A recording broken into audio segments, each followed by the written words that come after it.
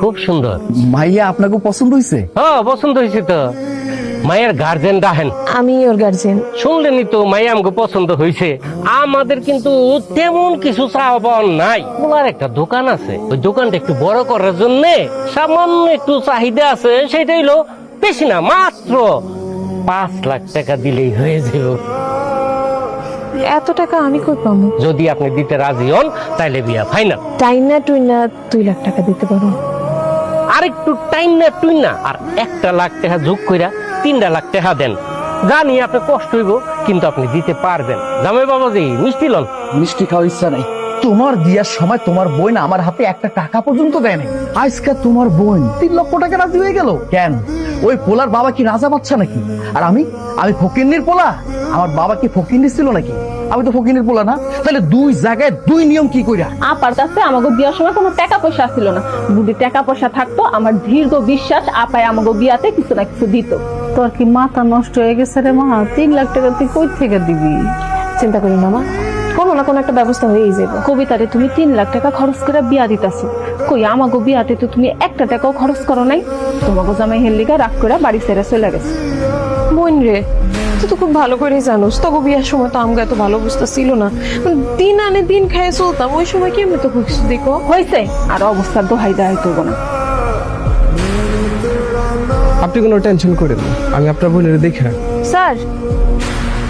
সালমা কিছু বলবেন? জি স্যার, অফিসে গেছিলাম আপনারে খুঁজতে। অফিসে গিয়ে বললো যে আপনি বের হয়ে গেছেন। আপনার সাথে একটু কথা ছিল স্যার। কি কথা বলেন? স্যার, অফিসে গিয়ে কথা বললে ভালো হতো না? দেখেন, আমার মন মেজাজ তেমন একটা ভালো নেই। যা বলার আপনি এখানেই বলেন।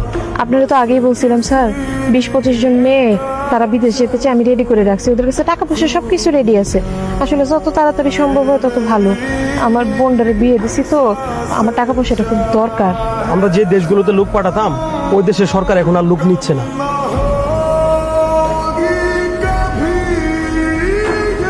আরে সালমা। আসসালামু আলাইকুম। ওয়ালাইকুম সালাম। কেমন আছো তুমি? হঠাৎ করে আসো, আসো ঘরে আসো। না হারুন ভাই, ঘরে যাবো না। এই নে কথা সারি।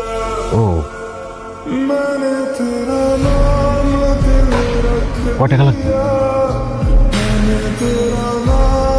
আরে এত ভাবা ভাবির কি আছে? হ্যাঁ, আমার কাছে তো মানুষ এমনি এমনি আসে না। শোনো, আমি যে সুদের ব্যবসা করি এটা যেমন তুমি জানো, এই গ্রামের সবাই জানে। কয় টাকা লাগবে বলে ভালো? 1 লাখ টাকা। 1 লাখ টাকা? 1 লাখ টাকা দিয়ে তুমি কি করবা? আসলে হয়েছে কি হারুন ভাই, আমার সাইজা বোন কবিতা ওর বিয়া দিছি তো, ওইখানে একটু লেনদেন বাকি আছে। ওই জন্যই 1 লাখ টাকা দরকার। সবই বুঝলাম। তো শোনো, 1 লাখ টাকায় প্রতি মাসে 10,000 টাকা সুদ দিতে, এবং সেটা মাসের 1 তারিখ।